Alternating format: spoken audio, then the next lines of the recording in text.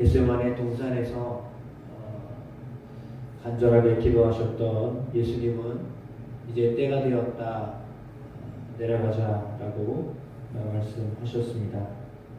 함께 가자고 말씀하셨고 예수님의 인도를 따라서 동산을 이제 벗어나려고 하던 터였습니다. 그때 12 중에 한 사람이었던 유다가 대제사장들과 서기관들과 장로들에게서 파송된 무리들이 검과 몽치를 가지고 함께 왔습니다.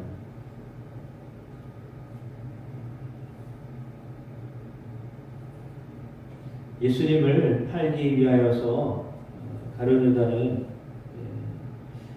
입을 맞추는 자가 그이니 그를 잡아서 단단히 끌어가라고 그렇게 이야기합니다.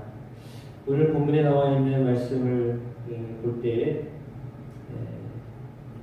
유다는 예수님을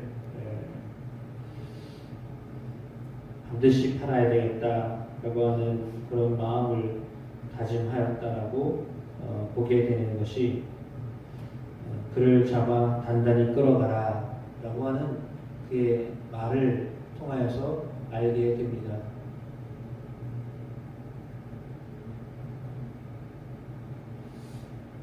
삼년을 같이 했던 사람인데요.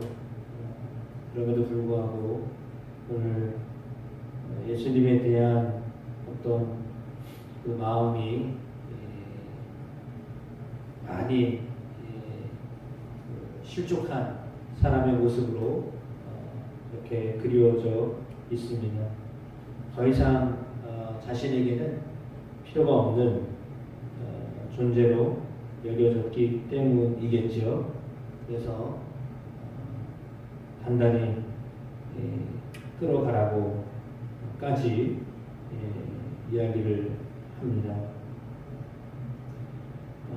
이에 예수님께 나아왔습니다. 그리고는 랍비여라고 하고 입을 맞추었습니다.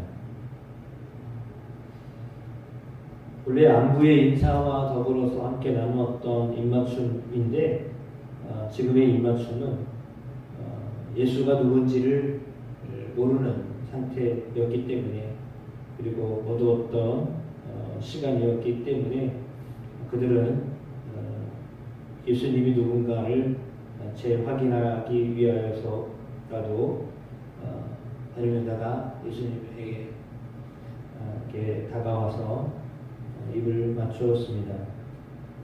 그때 예수님께 손을 대어 잡아갔습니다.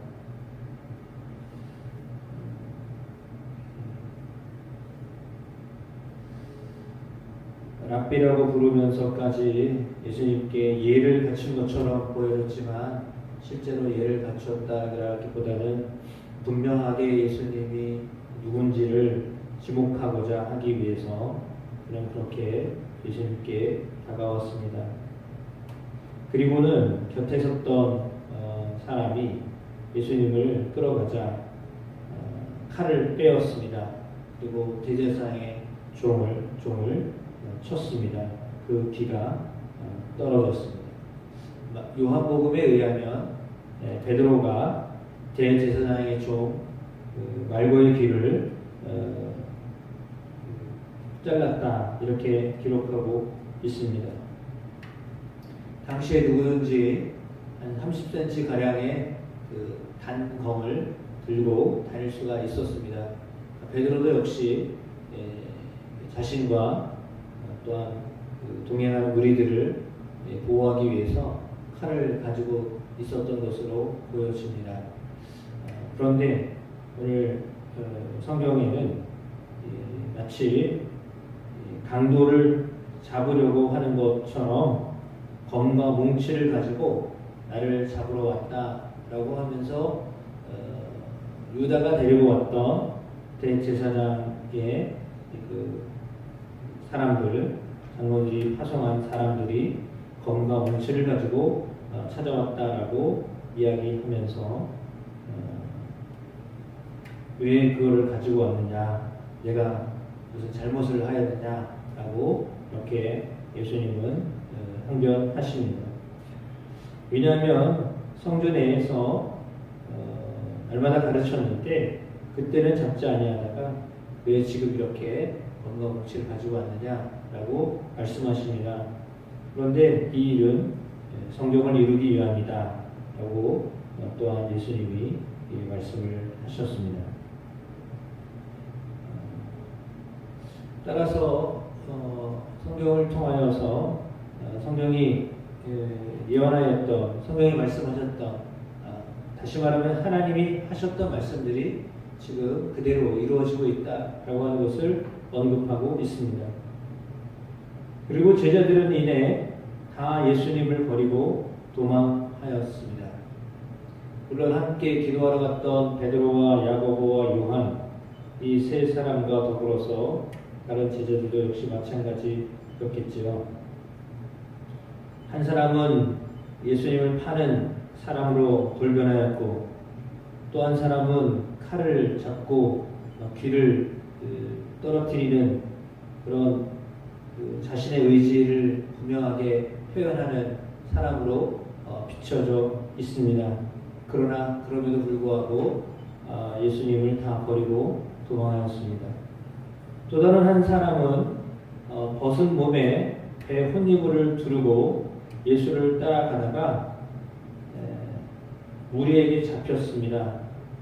그때 배 혼이불을 버리고 벗은 몸으로 도망하였다, 이렇게 기록되고 있습니다. 이 사건 또한 요한복음에 기록되어 있기 때문에 아마도 요한이었을 것이다 라고 그렇게 이야기합니다. 배 혼이불이라고 하는 것은 상당히 비싼 그런 천이었습니다. 부유했던 사람이 아니면 입을 수 없었던 그런 것이었는데, 그는 뭐 대제사장이나 가까운 누군가가 있었기 때문에 그래도 따라가려고 하다가 이제 붙잡히게 된 상황이 되니까 그 비싼 옷을 버리고 벗은 몸으로 도망을 하였다, 이렇게 기록되고 있습니다.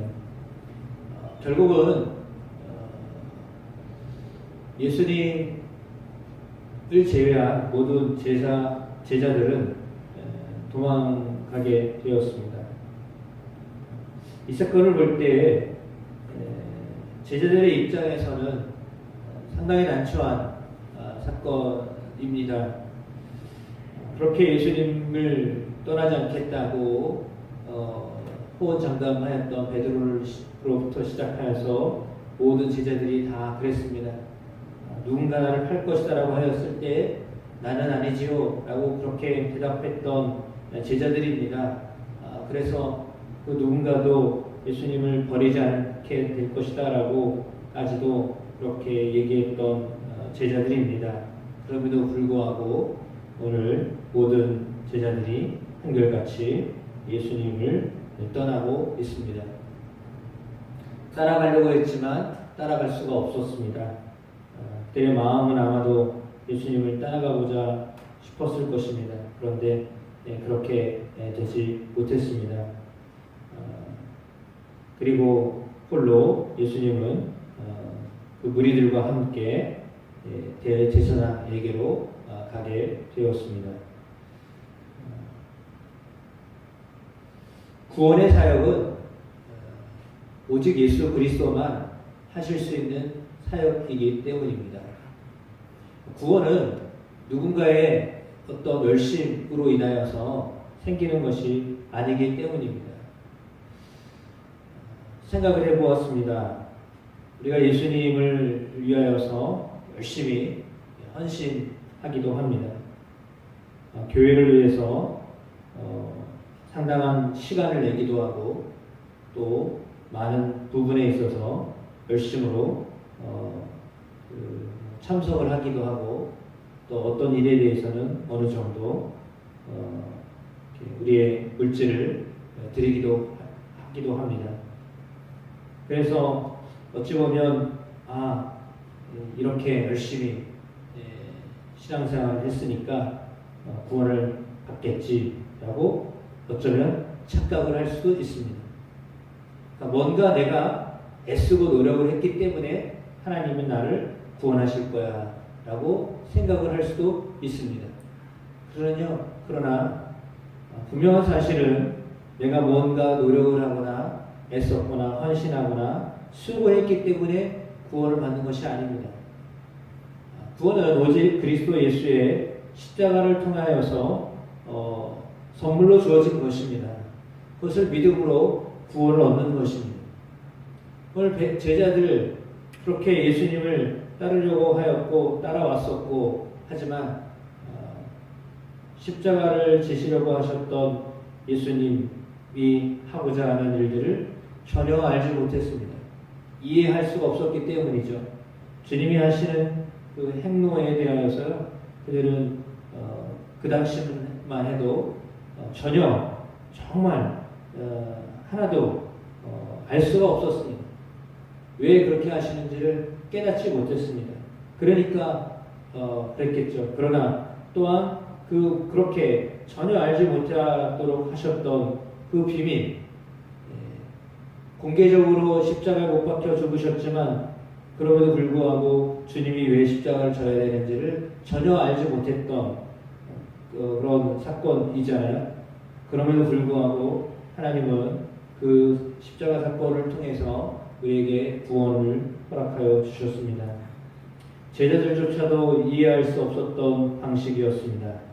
수많은 사람들이 예수님을 따라다녔지만 그 누구도 알 수 없었던 일이었습니다. 오늘 제자들 역시 마찬가지였습니다. 그러므로 구원의 사건을 이룩하기 위하여서 예수님은 홀로 그 길을 가셨습니다.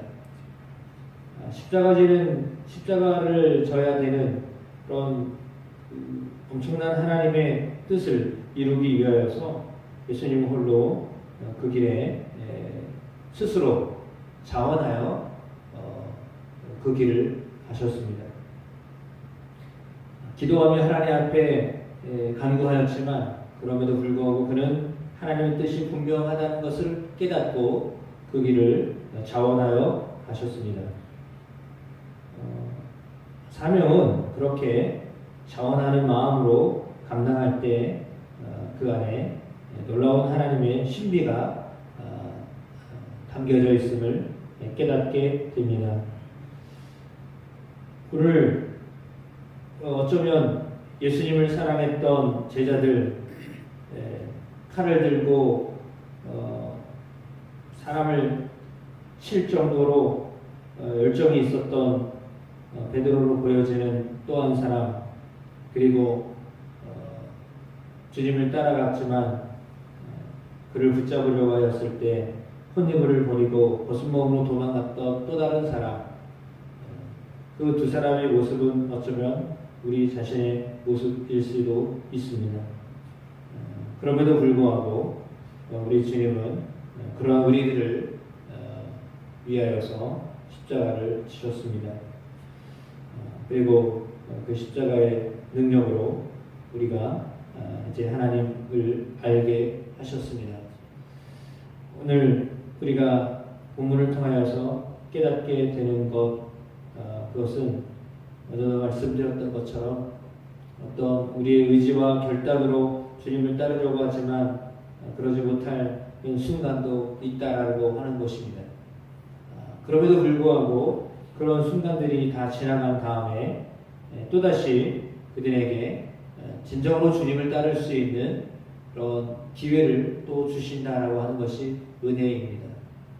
그러니까 때로는 우리의 어떤 그 의지와 관계없이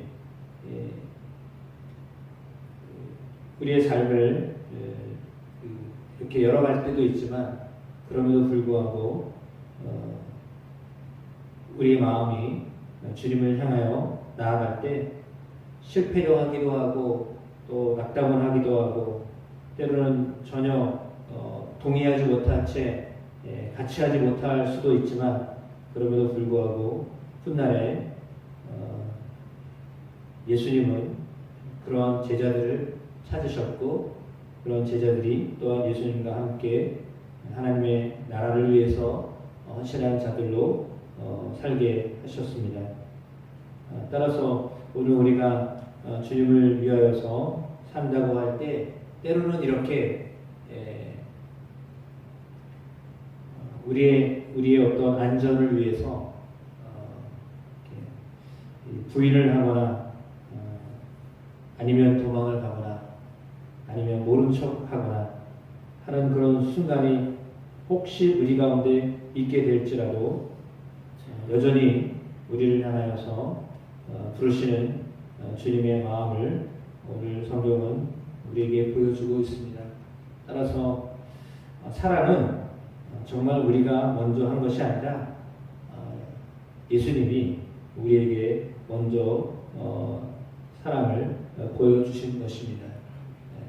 그래서 그 사랑을 놓치지 아니하고 살아갈 때 또한 우리가 은혜 가운데 여전히 거하며 살게 하실 줄로 믿습니다.